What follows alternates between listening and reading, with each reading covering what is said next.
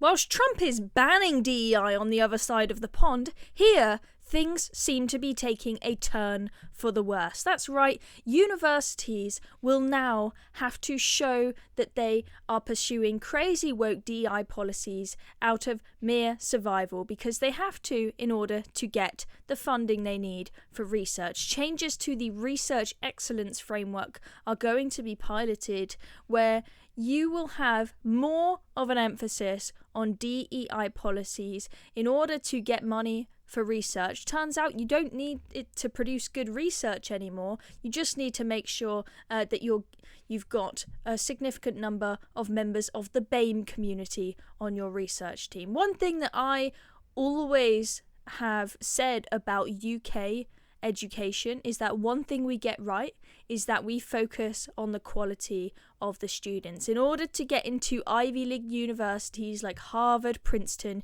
you have to do a load of box ticking. You need to tick on your application that you are, some weird gender. You definitely don't want to be a straight white male. You need to show loads of extracurricular charity work that you've done and all sorts of nonsense, rather than actually just showing that you are a student who performs academically, who will be a good student and potentially a good postgraduate researcher at the university. And in the UK, I felt like, in contrast, we've always done well in that our top institutions like Oxford and Cambridge, they've always taken students on merit. They have taken the creme de la creme, the students who are really switched on, the students who are going to do a good job. There are very high quality students going into those universities and coming out of those universities. But now, this DEI woke mindset is being forced upon them. It's not a choice. They are going to lose money, and at a time when these institutions are so strapped for cash. For example, the money they get from undergraduates has been at £9,000 a year for a very long time. That hasn't gone up with inflation. They are plugging the gap with, for example, loads of overseas students who pay higher fees than the UK students to try and survive. The universities, they are on their knees. They need every little bit of funding that they can get. Yet now, the only way for them to get the funding they need is to pursue woke DEI policies. It is absolutely crazy. So let's have a look at what is going on. So the proposals to reform how £2 billion of taxpayer funding is allocated for research. The proposals suggest that universities will have to show how they are robustly, not just a little bit, but robustly tackling inequalities and promoting diversity and inclusion across all areas of their activities. In particular, they'll have to demonstrate the percentage of BAME academics eligible for funding and provide evidence of the percentage of promotion success per underrepresented groups. Okay, so doesn't matter if the research you produce is shite, as long as your skin colour ticks the right box, we'll give you the money. What a waste. And this is taxpayer money. 2 billion is a lot of money. Remember that the cut to the winter fuel allowance, that is meaning that loads of pensioners are going to freeze over the winter, that only saves 1.5 billion a year, but we're giving 2 billion to research. I say it better be bloody good research if you're going to take 2 billion quid of taxpayer cash whilst pensioners freeze. But oh no, it's all just a box ticking exercise now. Other criteria for funding include documented evidence. That's right, you don't just have to say that you are doing pursuing these woke policies. You need to show all the evidence that you've actually followed through, which actually probably means more member of staff on the payroll having to collate all of this evidence, more DEI roles.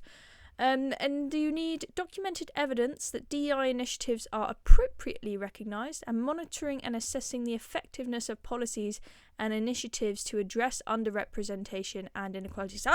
So these researchers, they don't need to just research cancer now. They also need to research the effectiveness of the DEI policies that they're putting in place. They're going to have to do, some kind of case studies and put together all this research to show how effective their DEI policies are. What a waste of time and money.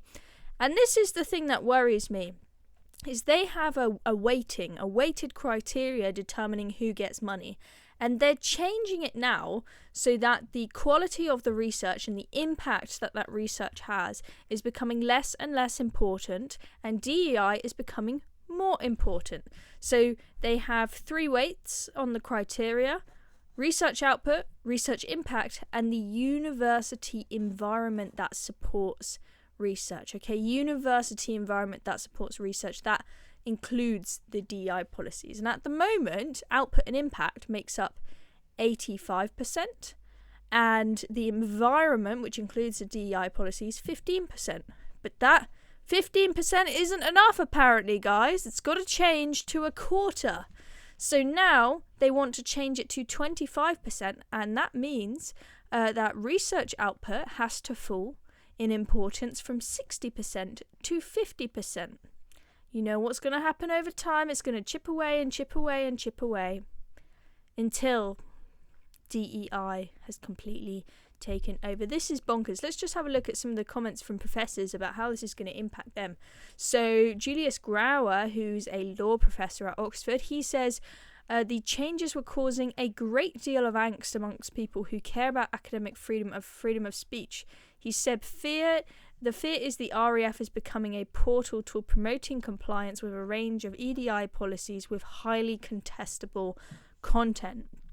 And this, I think, puts the nail on the head. This comment here. Ian Pace, who's a professor of music, culture and society at the University of London, said the changes might reduce the emphasis on academic rigour in universities in favour of ideological conformity. As I said, I think one thing in the past the UK has done very well compared to the US is that our academic institutions, the students perform at a much higher level.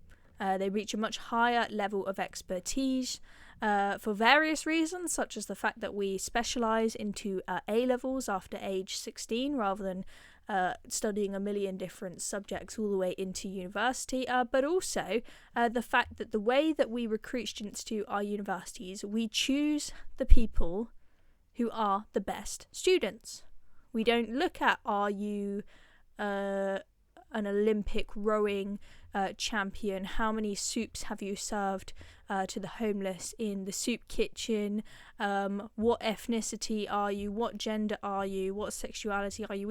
In the past we haven't bothered with that stuff, but now it's becoming more and more prominent. We are catching this horrendous disease of what is the point of universities, what is the point of these educational institutions if it's all about DEI rather than academic rigour, to use Ian Pace's words.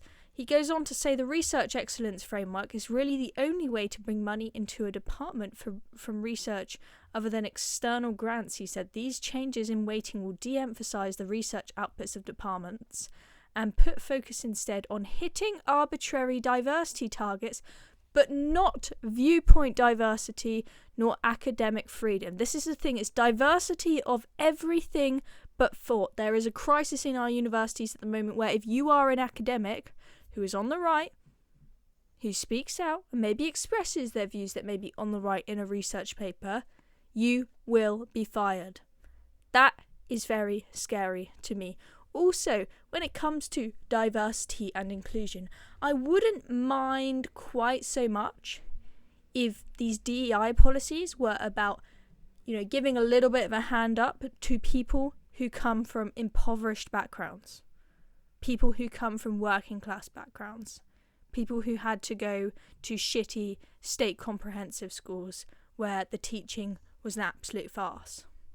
I don't mind that so much, but when you say it's about skin colour, where if you're a person of colour but you come from a millionaire family, you get a leg up over a white working class pupil, that absolutely infuriates me. It's messed up. It's a messed up system. This is the world under the Labour Party, ladies and gentlemen. It's very scary. Anyway, thank you for listening. I'm Chloe Dobbs. Make sure you subscribe to the Reason channel if you haven't already. See you next time.